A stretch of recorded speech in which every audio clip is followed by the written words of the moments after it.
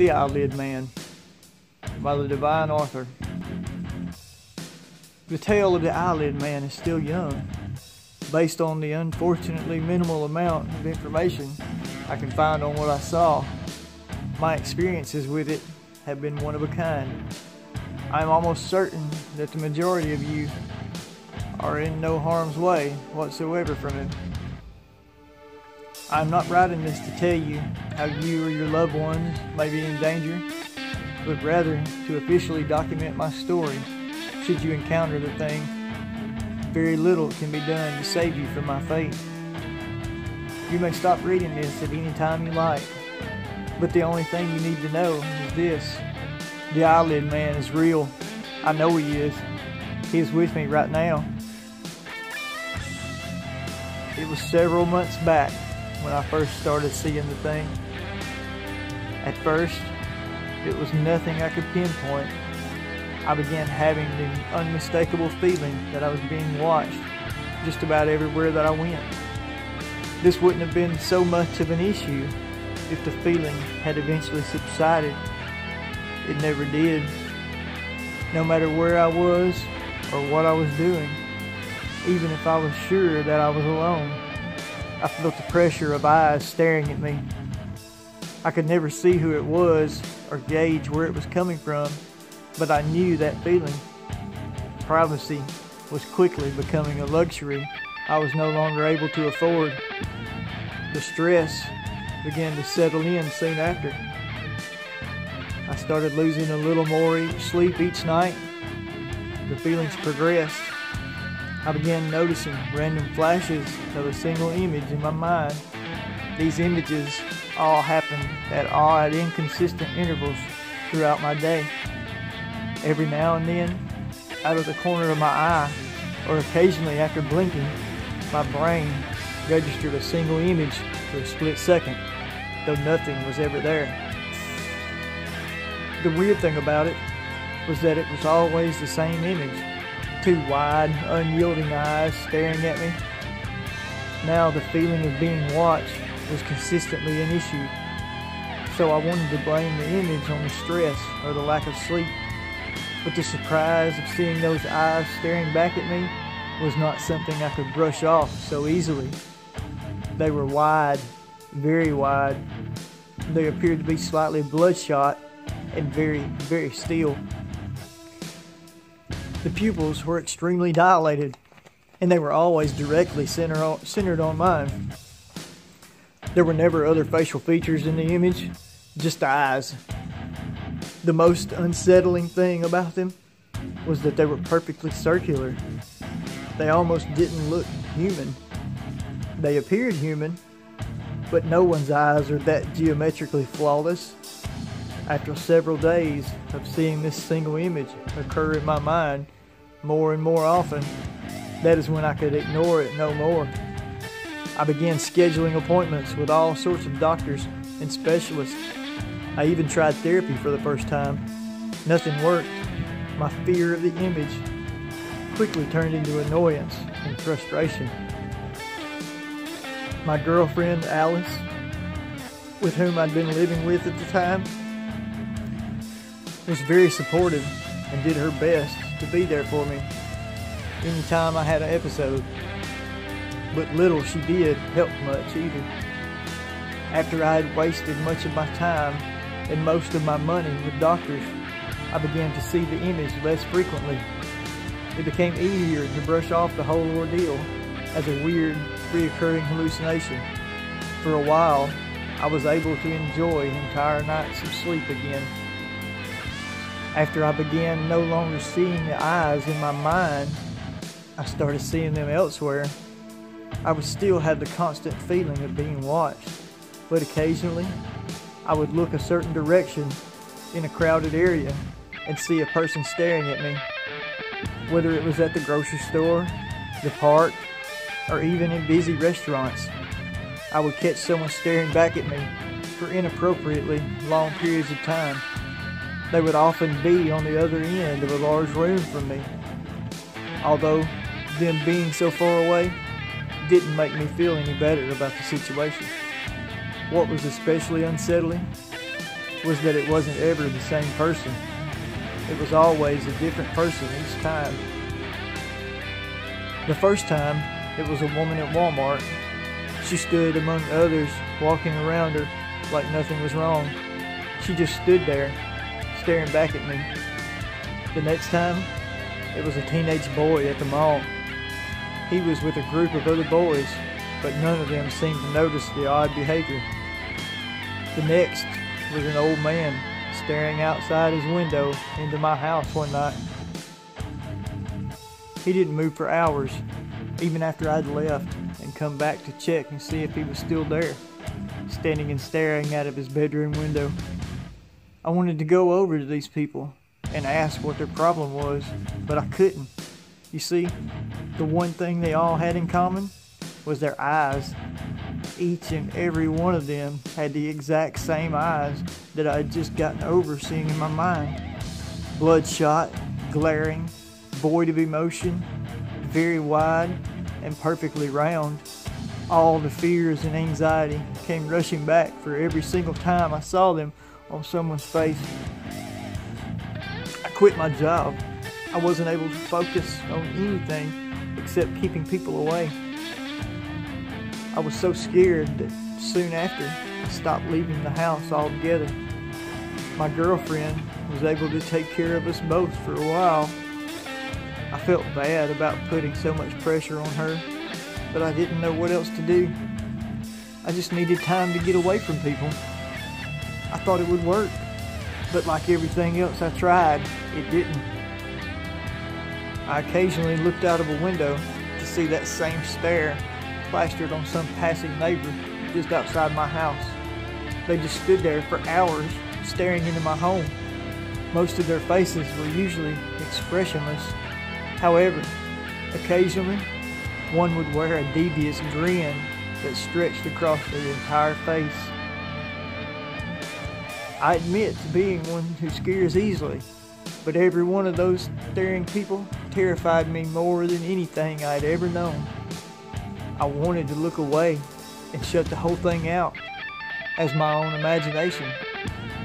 But after 3 weeks of seeing these sick, malice-filled eyes, I knew I needed to face it. I needed to know what it wanted, but I was always afraid of approaching it. Seeing those eyes went from being a once every day occurrence to being a once every single time I looked out of my window. It started with the old man across the street staring out of his window. It then took the shape of drivers stopping just outside of my house to stare at me from inside their own cars. Within the week, it turned into neighbors standing on the sidewalk outside of my house.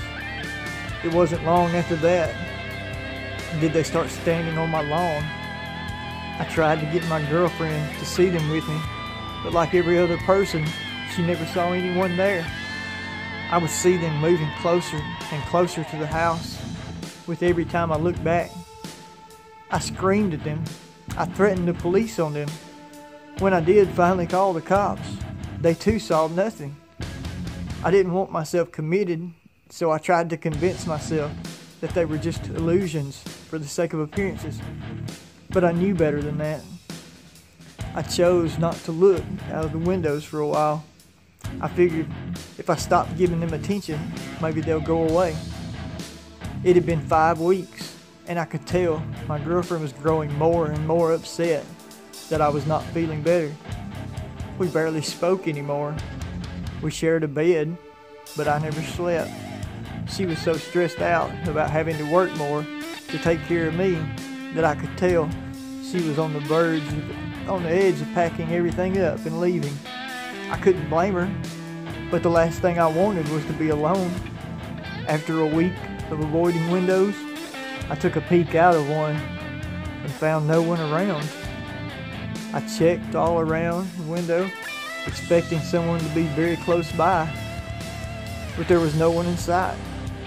I looked through all the other windows of the house. Not one of them showed someone staring at me. I even took a couple of steps outside my front door and still saw no one there. I laughed. I laughed completely, without irony, for the first time in weeks. It was all over. I could continue my life. I don't know what I was thinking. Whatever insurance was going through my mind at the time completely overshadowed the truth. I had not seen those eyes on anyone for several days.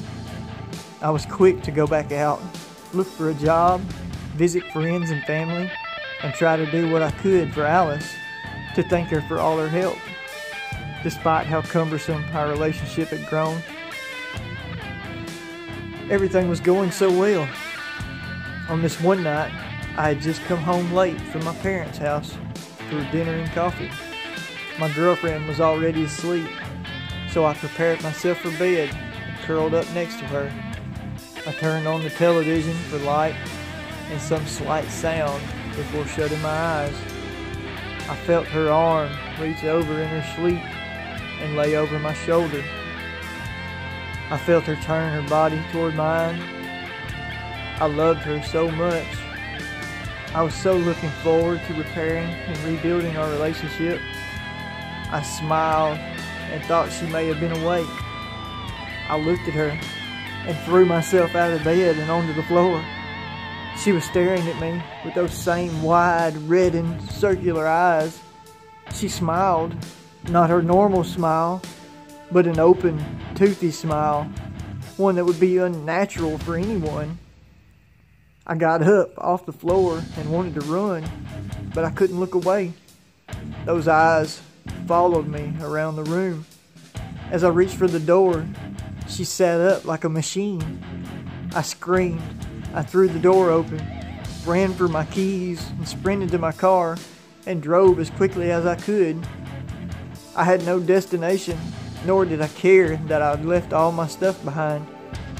I didn't know where I was going or what I was going to do, but I knew that I would never go back there. Those eyes, those damn eyes, they found their way into my home and onto the woman that I loved. I convinced myself that I would never go back, that I wouldn't be able to look at that face another second in my life. That image still remains burned into my memory like a warped, rotting tattoo. I drove until I could no longer stay awake. I pulled over at an overnight rest stop and slept in my car through the night. For about 5 days, I lived off the services of some nearby rest stop off the interstate. Afterwards, I mustered up the courage and went back. I couldn't hide from my life anymore. I had to face the reality of the situation head on, and my girlfriend needed a reason for why I left. Looking back at her face again was one of the hardest things that I have ever done. As hard as it was for me, was how relieving it was to see her, that her face had returned to normal. I gave her the biggest hug and the most sincere apology I've ever given anyone before. I was so glad that I came back. I didn't want to leave her behind for good. I explained what I saw to her. I knew she wouldn't understand, nor did I expect her to, but she comforted me anyway. I just needed her by my side through it all. She agreed and made me promise that I would never do anything as crazy and irrational because of it. I promised half-heartedly. I didn't sleep in the same bed as her for many nights after I returned. I stayed in the guest room for those nights. They made very certain that I locked the doors and the windows before going to bed. Everything was improving, but I knew better than to let that fool me again. In the coming days, I would force myself outside to crowded places and to interact with other people. I was very skeptical of how normal everything had become again. In fact, seeing those eyes on my girlfriend was the very last time I had seen those eyes on anyone. Soon enough, though, I began seeing them again. Not on anyone else, mind you, but on me, inside me. I would see them every single time I closed my eyes, those eyes stared back at me from inside my own eyelids now. Those eyes were so red with blood pumping veins, those piercing pupils digging into my mind. They were so perfectly round, as if the organs themselves had been ripped out of someone's head. I saw them constantly now. Anytime I ever closed my eyes, anytime I blinked, they were there. Anytime I tried to sleep, they were there. Anytime my eyelids could no longer fight against their own will to rest, they were there. You know that your eyes never turn off. They just get covered by the darkness of your eyelids. The eyes I was seeing penetrated that darkness. I would fall asleep with those eyes staring back at me. For the longest time, those eyes got closer and closer to me until they finally caught me. They burrowed into my body and invaded the one place I knew I could always be safe. I would go days without sleeping, to the point where I would physically beat myself into unconsciousness just to get some rest without having to look at those eyes. I always did though. I was always looking at them. They followed my own eyes from behind my closed eyelids. Even as I slept, they invaded my mind. They turned my dreams into nightmares and my nightmares into reality. I knew that I could no longer live this way. One night, as my girlfriend worked late, I scrawled down a short apology on a piece of paper and locked myself in the bathroom with a straight razor.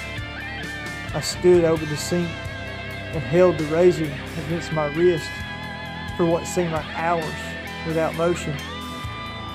I began to sob as I came to the realization that I couldn't bring myself to end my life. I had always been a coward, and I knew it.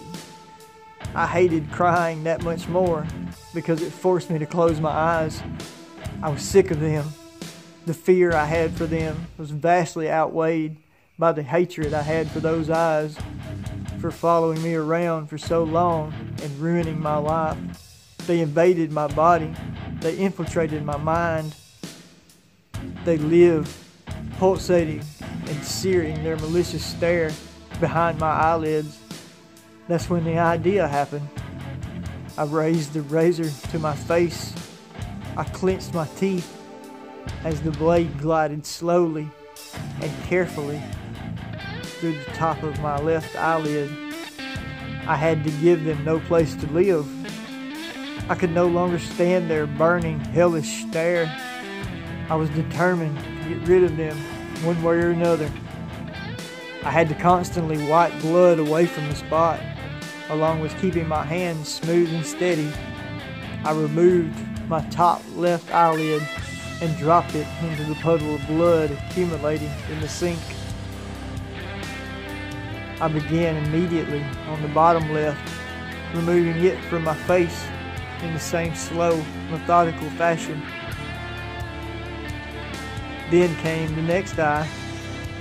I was much quicker with removing the infected skin on the other side after a little practice. I felt the blade cut slightly into my eyeball, but I cared very little at that point. I was able to cut away most of the top right eyelid, but ended up just yanking the rest off to save time. Finally came off the bottom right eyelid, who soon joined the rest of the blood and tissue collected in the sink. It hurt so much, but the payoff was more than worth it.